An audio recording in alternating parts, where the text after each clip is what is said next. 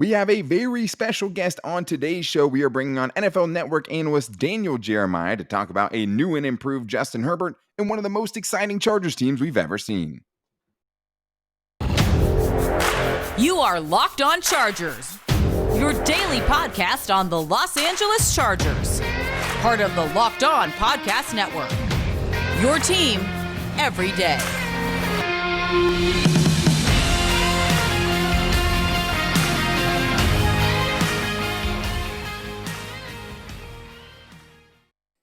What is up, and welcome into the Locked On Chargers podcast. I'm your host, Daniel Wade, joined as always by guest booker extraordinaire David Droegemeier, my co-host, and we've been covering the Chargers together now for over 6 seasons. We're headed into our 5th season as the host of the Locked On Chargers podcast, bringing you your team every day. And to make sure that you don't miss a very special episode like today, we're bringing on Daniel Jeremiah, one of the best in the business. Make sure you're subscribing to the Locked On Chargers YouTube channel and also following the show for free on all platforms, wherever you get your podcast from. But thank you for making us your first listen today. And today with Daniel Jeremiah, who's also, one of the voices of Chargers radio. He's the color commentator on the radio with Matt Money Smith, and they obviously do a great job there. But so excited to talk with him about Justin Herbert, about a couple of breakout candidates like Josh Palmer, how impactful guys like J.C. Jackson and Khalil Mack will be for Brandon Staley trying to run his style of defense, and just how crazy it is what we've seen this roster turn over just since Brandon Staley has taken over, and he has great insight on all of that. And we'll also get into Sony Michel, the Chargers' new RB2. We'll talk about that and what it means for the rest of the running backs in that room. But today's episode is brought to you by BetOnline. BetOnline has you covered this season with more props, odds, and lines than ever before. BetOnline, where the game starts. All right, guys, well, we are here with the biggest interview so far of this season. Super thankful to have this guy coming on the show today. One of the guests we've been trying to get for a long time. We have Daniel Jeremiah, the Chargers radio color commentator, an analyst for NFL Network, and of course, the host of the Move the Sticks podcast with Bucky Brooks. Daniel, thank you so much for coming on the show today, man. You have such great insight on the Chargers, the draft, and everything, so we really appreciate it. Well, I appreciate you guys having me, and we were talking a little bit before we came on here about just the excitement for this team and this season. I've followed this team since I was knee high. Yeah. I can't remember. I guess you could probably go back to those early 2000s teams 06, that were pretty yeah. stacked. Yeah, in that era, that was as talented a team as there was in the league for probably 3 or 4 years. It feels like this has kind of gotten back to that point. It does kind of feel like it, and I think, obviously the first thing you go to is Justin Herbert, and just the fact that you go from Phillip Rivers to Justin Herbert is obviously ridiculous.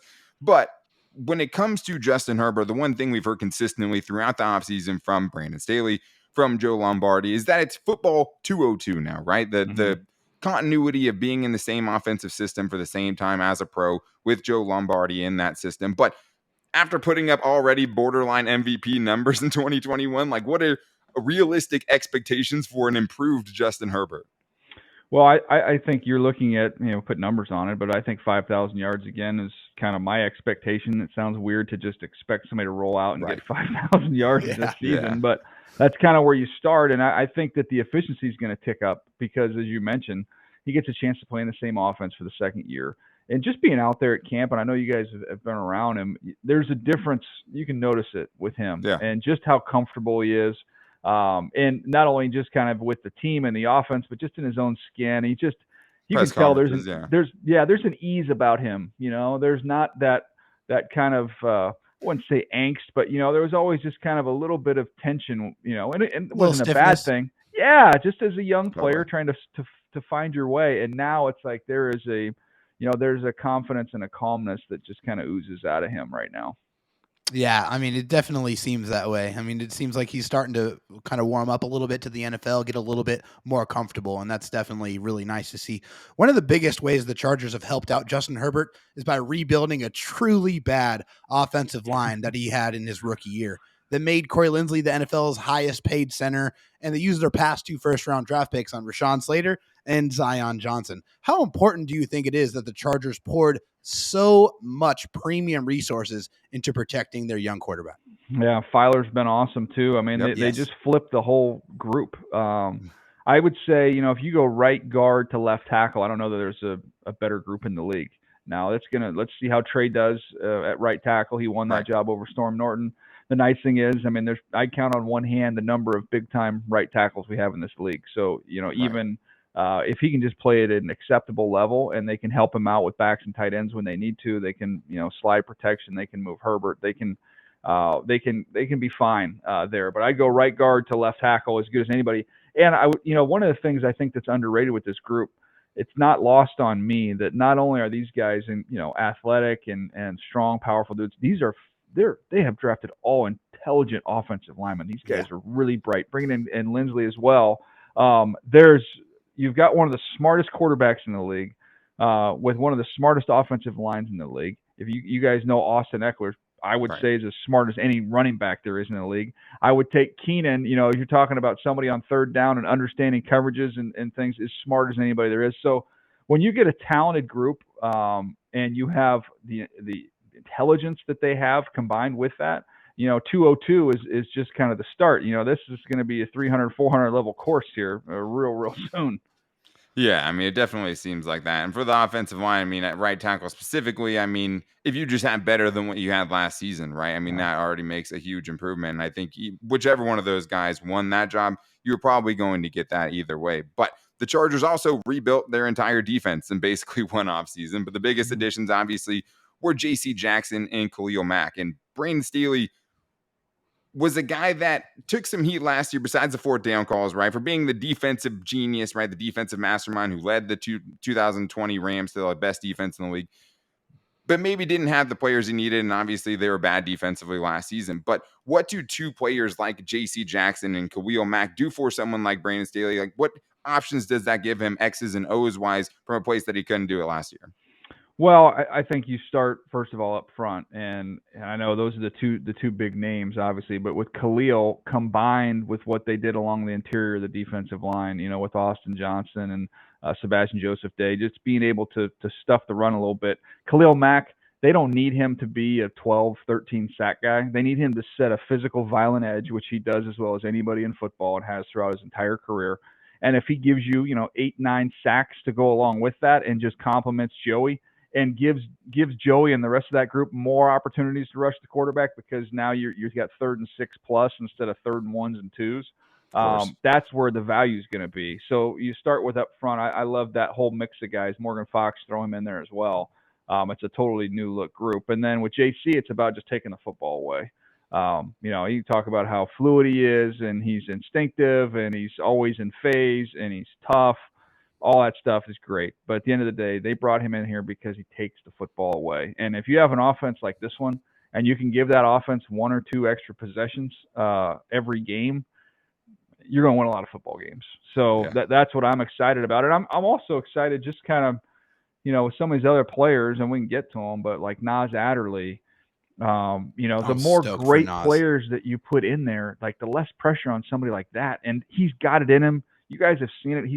He has been so close to making so many plays. He just hasn't been able to quite finish. And I think, putting other finishers on that group, and J.C. Jackson is probably the best in the league right now. I think you're going to see Nas Adderley blow up this year and totally take off. Well, and with Derwin James too, right? I mean, what does this addition do to help Derwin James and kind of unlock him and unlock his ability to move weapons all over? Yeah. Hey, Brandon said he wanted to arm him like the quarterback, right? So what does that do for Derwin James this year for this defense? Well, yeah, it's huge, and to me with Derwin, I've said this since he came into the league, there's nothing he can't do. But to me, like, his greatest value is the closer he is to the line of scrimmage, because he creates havoc down there. And when you are confident and you don't have to have him as a floater, because there's some games against certain offenses and certain receivers, they're like, hey, we've got to play Derwin high, last line of defense. He's got to float over the top and keep the ball in front of us and try and limit big plays. Well, when you get confidence in your corners, you can free him up. You can loosen him up and let him roam down below, where he's just a nightmare. Not only covering tight ends, blitzing, being a force player against the run, shooting gaps. Like, that to me is the best of Derwin. It's one of those things where you can get enamored and excited about the vast skill set that he has. But to me, it's like, okay, that he does all these things so well, but like the best thing that he does is when he's down low and you can cut him loose. I mean, him as a blitzer is just a Oh, pleasure to watch. It's a It's thing not of many. beauty. I've said for a long time, my favorite thing in football is Derwin James getting downhill. It's just like it's Animal Planet, it's Lion yeah, Gazelle kind of stuff there because he's just that big of a weapon. And it seemed like last year he was kind of plugging holes along the ship. yeah. As things were kind of breaking down, they kind of had to use him places. If they can deploy him from positions of strength, I mean, look out because it could be crazy, and we could be talking about Derwin James in a different light next year. And we already talk about him as maybe the best safety already in the league. But we do have more questions for Daniel Jeremiah, including about one of their new safeties, somebody he was high on in the draft, in JT Woods. We'll also talk about breakout candidate Josh Palmer coming up right after this.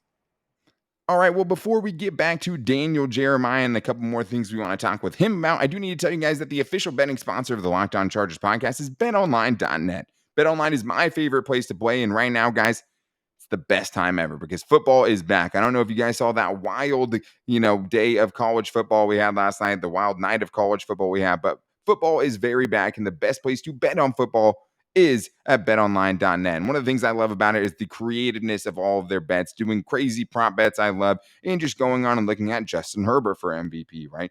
How many yards will Keenan Allen have in 2022? Will he go over 1,000? There's so many things to check out at betonline.net. You can even do live in-game betting, which is always great if you're trying to save the day. And you always can find every sport that you're looking for on BetOnline. You can go MMA like UFC. You can go MLB with baseball, basketball, golf, hockey, whatever you're looking for, even your favorite Vegas casino games, you can find at betonline.net. So make sure you guys head to your desktop or use your mobile device to head to the website so you can learn more about the trends and the action at BetOnline, where the game starts.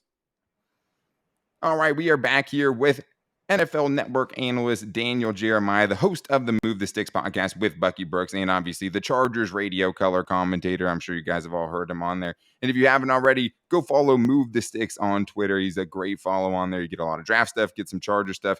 It's great. But we do have more questions for him here. And one of the things I definitely wanted to ask you about was someone that you were high on in the draft process, and that's safety JT Woods. You were higher on him than a lot of other places were, and I mean, you can see why. And so far, it's been an up and down bag for JT Woods. It's only a few preseason games, obviously, but a lot of what happened in college has happened so far in the preseason, right? The reads are there. The athletic tools are off the charts. He's making the reads. He's getting to the places he should be in a lot of instances, but he's not being able to tackle. So I just wanted to get your kind of insight on, obviously, that was a problem for him in college, but how hard is that for a young safety like that, a young player just in one offseason trying to, relearn the fundamentals of tackling and kind of getting up to speed at the NFL level? Yeah, it's one thing to tackle. It's another thing to tackle NFL players, and so Yeah. I think he's kind of getting an education in that regard.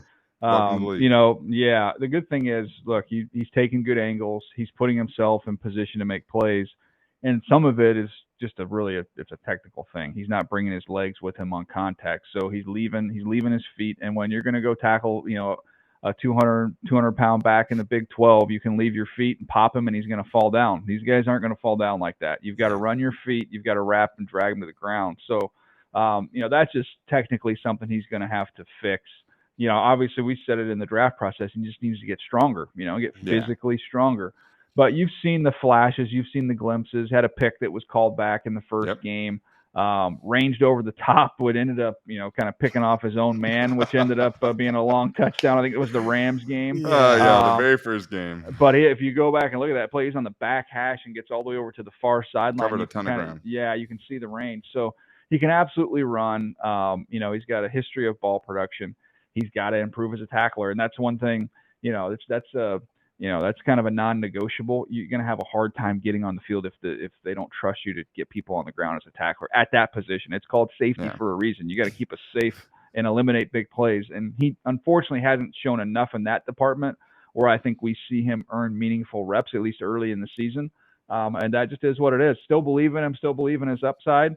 But he knows it's very obvious there he needs to improve. Yeah, it seems like there's a lot of parallels between JT Woods and Chris Rumph. I mean, just in the fact that Chris Rumph was a little bit undersized his first year in the league. He put on some good weight, and now he's actually a he was the star of the preseason. I mean, you guys tell me. I thought he was the MVP of the preseason. Oh, he was phenomenal. 100%. And at least JT Woods is willing, right? You can't really teach the willingness. Yeah. At least he wants to hit people and shooting gaps, tackles for loss almost. It's tough. Yeah. No, look, and angles are Angles are harder to coach. That's kind of an instinctive thing. That's a feel. And he's taking great angles. He's putting himself in position. He's got to finish. Yeah. Hey, one of the guys that really kind of showed everybody what he's capable of in the preseason as well is Josh Palmer. I mean, Josh Palmer was electric in one of those preseason games, man. Yeah, he was fantastic. Obviously, with this offense, there's a lot of mouths to feed. There's a lot of explosive weapons. But do you think Palmer's going to find a way to be an impact player for the Chargers this season? I definitely think he will, and it's not, look, there's going to be some attrition throughout the year as well. Guys are going to get nicked and you're going to have a chance to see his role increased. But there's also just going to be games where I think they're going to live in 3 wide and he's going to get a chance to get a lot of reps and a lot of snaps. And he's got the confidence of the quarterback. That's the biggest thing. So we got all the ability in the world. If the quarterback doesn't trust you, it doesn't matter. And I think we've all seen with Justin at the end of last year, he's got tremendous confidence in Josh. And Josh can do everything. I feel like Mike has shown, his growth in earning his contract extension, that he was more than just a vertical guy. He showed that last year. We all know what Keenan's been throughout his entire career. I think with Josh, he kind of came in as somebody who could play above the rim and was real rangy and athletic. And all of a sudden, you've seen it in the preseason and watch him snap off routes. Like he's showing he's a complete wide receiver, which is really exciting for the future. Yeah, I think the last game, it was so cool to watch because you saw different parts of it, right? Like one queen break on an outbreaking route where he just created like 10 yards of separation. Then another contested catch situation where, the guy's right on top of him and he's able to separate in that deep part of the field. And then maybe the most impressive part, right? The screen pass they run where he got to show a little bit of the juice, a little bit of the yards after the catch that I think the Chargers were sorely lacking last season. They weren't one of the best teams in yards after the catch and guys forcing missed tackles. He forced like 3 missed tackles on that touchdown rumble on that screen pass. But one of the things that's been interesting since Brandon Staley has taken over is it does seem like he's been able to turn the culture around a little bit, right? In a lot of ways, he's building the relationships he said he was going to build. I think you found some of that in free agency this year with some guys coming in, wanting to play for him late and on the cheap. But one of the other things is it does seem like he has a huge say in what's going on in free agency and in the draft. And maybe other coaches did, like Anthony Lynn as well. But it feels like you really feel it with Brandon Staley and Tom Telesco. It seems like those two dudes have hit it off right away. Last season it was the offensive line, right? They poured everything into the offensive line. This season it was the defensive side. And Brandon Staley told us before it happened, he's like, hey, I think we're going to do that on the defensive side this year.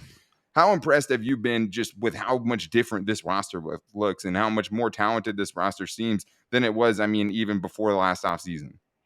First of all, I think a military term is what targeted strikes. Like this is the approach that they've used, since Coach Staley got there. Is this is the problem we're going to deal with right now. First and foremost, it's the offensive line. Let's take all of our resources and let's solve that one problem. There's other times in other teams, and I think you've seen it sometimes with the Chargers in their past, is you're trying to spread your resources and trying to solve all the problems. You can't. So let's just get one, take it off the list. And they did that in a phenomenal fashion with the offensive line. And this year, they've put their focus and their sights squarely on the defense. And, they paid JC the big money, but I think the number one priority was we've got to shore it up front. We can't be this bad at the point of attack anymore. And so they threw a bunch of resources at that to get that solved. And by all accounts, looks like it's going to be a much better group. So I like that focus and that attention on solving one problem. The thing I would say about, previous coaches, and not just with the Chargers, but I've been with teams that are like this as well. The job of the coaches, in my opinion, is to kind of create the menu and say, this is what we need. This is what plays in our defense. This is the absolute, non-negotiables, got to have it. And then these are some other gray areas, and we can worry about that later. I've been on teams where coaches did not define the vision for the team. And so you kind of like, okay, we'll just go get a bunch of talented guys. Hopefully they fit and they'll figure out what to do with them. And I've been on other places when, it's like, hey, this is exactly what we're looking for. This is what we want. You bring in a DB coach into the personnel meeting, and he makes a presentation on what he's looking for and what they need because of who they play in their division and what we ask of them in our scheme. And man, it makes scouting really easy when you can go out there and say, okay, I know exactly what I'm shopping for. And that seems exactly what Brandon Staley does. It seems like in everything. Great communicator. Ever since the first press conference, it seems like it was just appointment television. This guy is a clear communicator, a very strong communicator, knows how to build those relationships and knows how to define exactly what he's looking for. And it seems like that has definitely manifested itself for the Chargers. He's got a clear vision, and I give Tom Telesco and their staff a great credit too, because they've been able to go out and get those deals done, being able to find and fill those spots. It just so happens some of them, obviously fit the criteria because they've played for Staley in the past. So exactly, and you take the guesswork out of it. But you still got to go out and identify those guys and get the deals done, and they've done a nice job of doing that. Absolutely. The Charger fans, we've been burned many times by getting excited about teams that have inevitably didn't live up to the hype. On paper, this seems like it's one of the most talented teams in franchise history. Do you think that this year could be a deep playoff run for the Chargers? I always look at it the same way, whether it's with the Chargers or, doing the NFL Network stuff and looking around the league. I look at teams with quarterbacks and I look at teams with pass rush. And that's how you win games in the league right now. It's how you win championships. So if you've got superstars that can get after the quarterback, and you've got a superstar who's throwing the pill around, you are one of the select teams that has championship hopes, and rightfully so. So, and I always look and say, okay, who's going to make the jump? Like, what teams have gotten markedly better in these areas? And I'll say Herbert year 2 in that system, as great as he was, I still think there's more room for him, which is scary. Crazy. And then you look on the defensive side of the ball, throwing Khalil Mack in the mix. We mentioned Rumpf put on 15 pounds, adding him to the rush. Morgan Fox going to give you some interior pass rush. I think Tillery lightening the load on him and just kind of freeing him up to kind of be an interior sub rusher. I think you're going to get more out of him. Yes. So I think the pass rush is going to be greatly improved, and you got a superstar quarterback. So expectations are rightfully very high.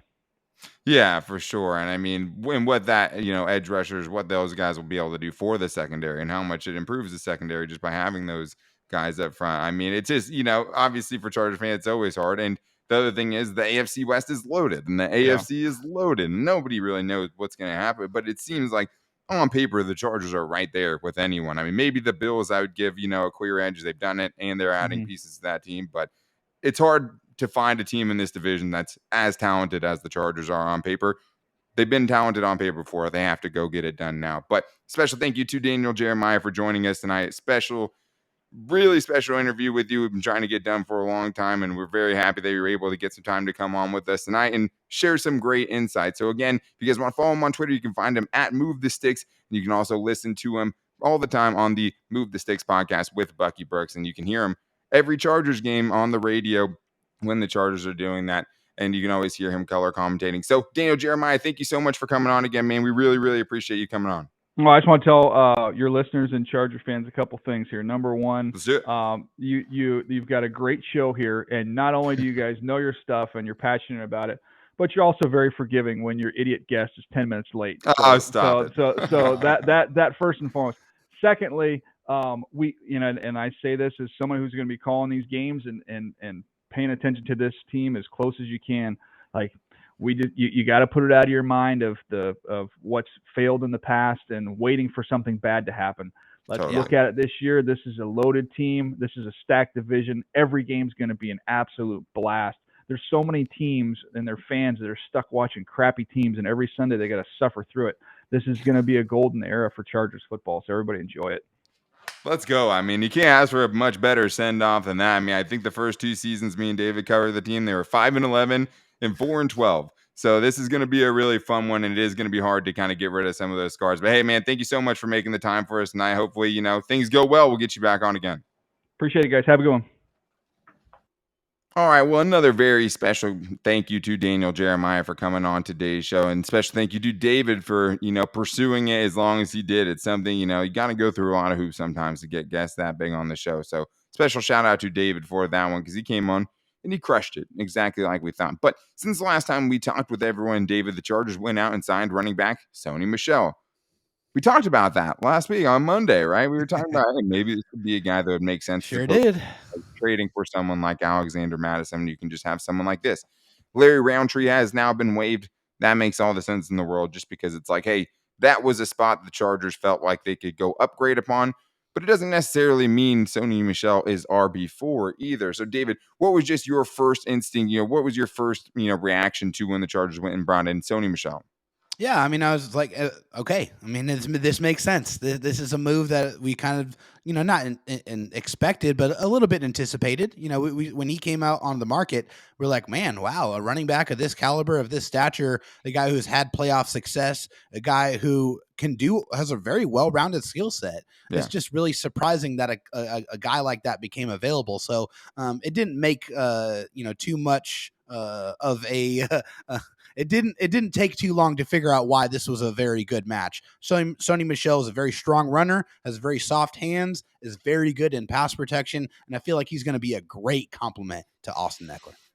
Yeah, I think partially my first reaction was just kind of relief, because like it seemed like a question got answered there. Yeah. Because this is a guy, David, that for his career has averaged 4.2 yards per carry. Over the last 2 seasons, he's averaged 4.5 yards per carry. And more importantly, he's had proven production. And I'm high on Josh Kelly and Isaiah Spiller as well. Yeah. But you have to think about it in worst case scenario. If Austin Ekeler goes down, how do we feel about the room? I feel much better with it now that Sony Michel's in it. Yeah, it's the guy that has experience, right? Like he's done it. We've seen him do it. And it's not just 1 year. It's not 2 years. It's multiple years of him going out there and doing the job. And that's why it gives you, because this room was very, outside of Austin Ekeler, it's very, very young. You're looking at unproven, second year running back, Josh Kelly, a rookie. Third year. Crazy, third year. Excuse me. My goodness. Yeah, third year.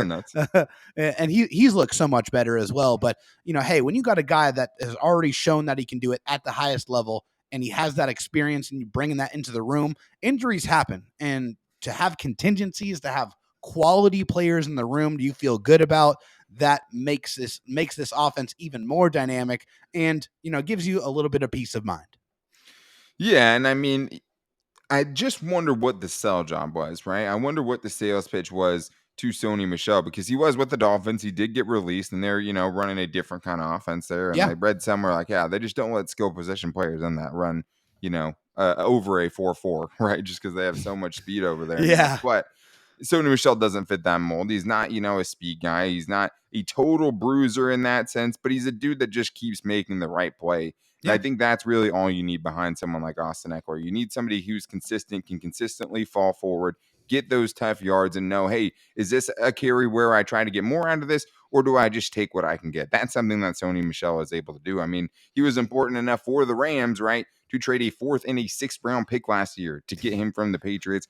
I think the other part of this is too, David, is the Chargers will know a lot about him because Brandon Staley did not coach him with the Rams. They missed each other by 1 year. But you know who Brandon Staley does know? A ton of coaches with the Rams, right? And one thing we've heard before with guys like Sebastian Joseph Day and Morgan Fox, like, we really feel like we know this dude, right? And I think you would get kind of the same thing about Sony Michel. And if you don't think that Brandon Staley was reaching out to all of those dudes to get every, little piece of information he could out of them to make sure this was the right fit, he did.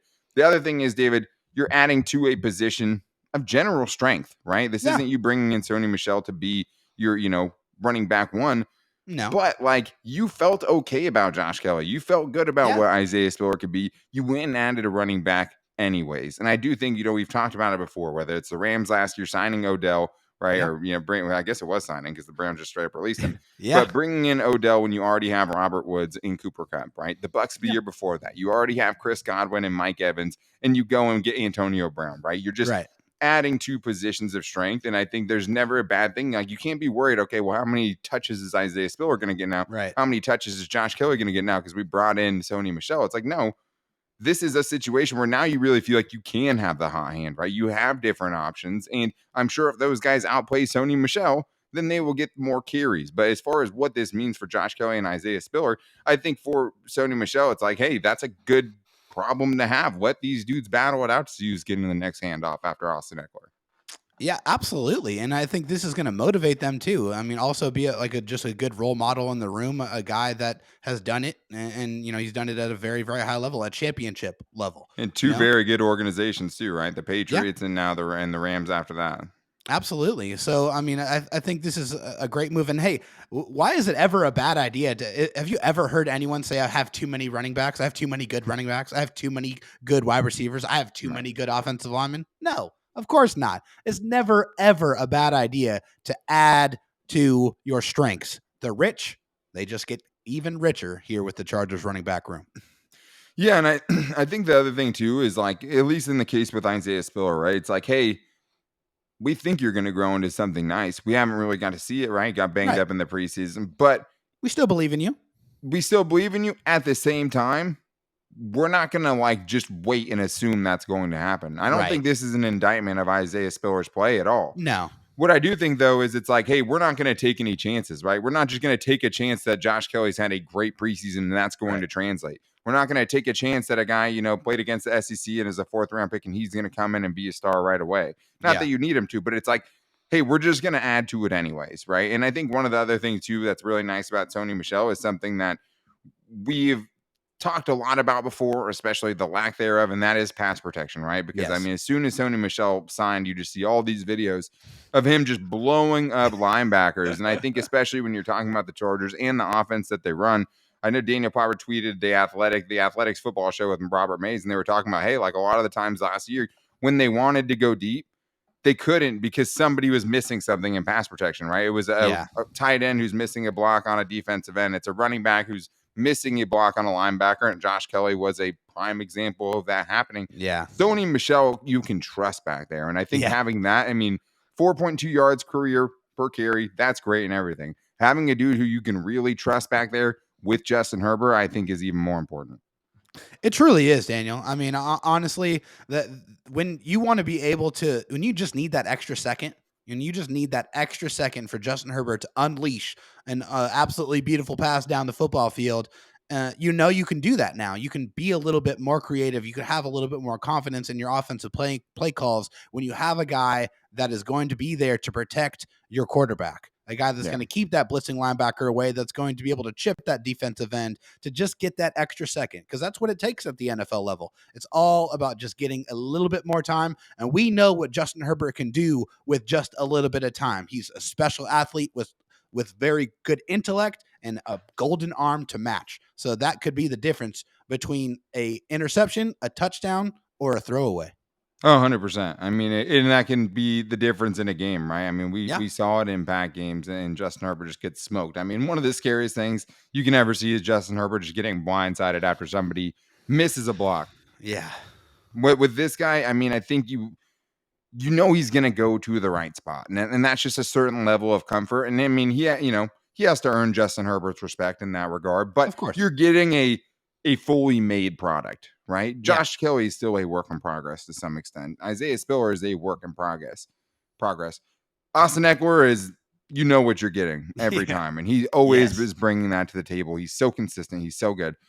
Sony Michel is a proven commodity. And I think you can see here that me and David are both big fans of this, right? We had talked about Sony Michel as an option, but even more than that, we talked about, hey, when you're looking at this waiver wire, as these guys are getting released, that is somewhere where they can obviously upgrade, right? And it doesn't mean he's RB4 now because he took Larry Roundtree's spot. No. But now maybe you have a 2A and 2B conversation, right? Behind Austin Eckler. And last year it felt like the next running back after Austin Eckler was like RB6. And that's the kind of production they got out of that, right? So I think we're both fans of the move, and I think it's the Chargers continue to kind of pull out all of the stops to make sure it goes right this year, in a year where they have to go all in. And Daniel Jeremiah is saying, hey, forget about the past. Forget about your Charger scars.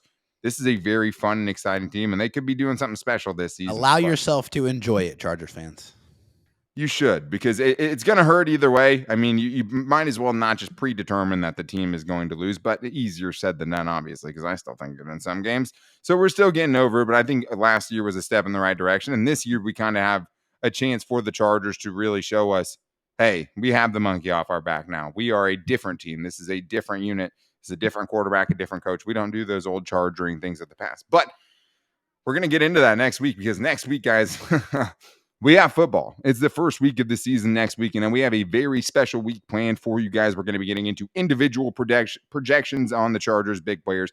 Can Justin Herbert go win the MVP? We'll talk about some guys, our bold predictions, right? Some breakout candidates. We'll also just talk about what our expectations are for this team. Can they get to the promised land? Can they be as good as we think that they are on paper? We are bringing that all to you guys next week. But to make sure you don't miss it, and to make sure you don't miss extra special guest interviews like we had on today's show, make sure you're going to follow wherever you get your podcast from. You can find us every day for free. Apple Podcasts, Spotify, whatever you use, you can find us there. And you can also subscribe to the Locked On Chargers YouTube channel, a community that's just really started over the last 7 months and has really turned into, a world of its own. But we love everyone. Podcasts, YouTube. Make sure you guys are following us or subscribing wherever you get your show from, so you make sure that you never miss it. But you can also find it on all of our social media. We will put in the show out tomorrow with Daniel Jeremiah on it, obviously, and you can find it for me at Dan Talk Sports on my Twitter. You can find it on David Droegemeier's Twitter at DroTalkSD. His DMs are always open. Or the show's page at Locked On LAC. If you want to call in and tell us how much you'd love the Daniel Jeremiah interview, you can do that at 323-524-7924 on the Locked On Chargers voicemail line.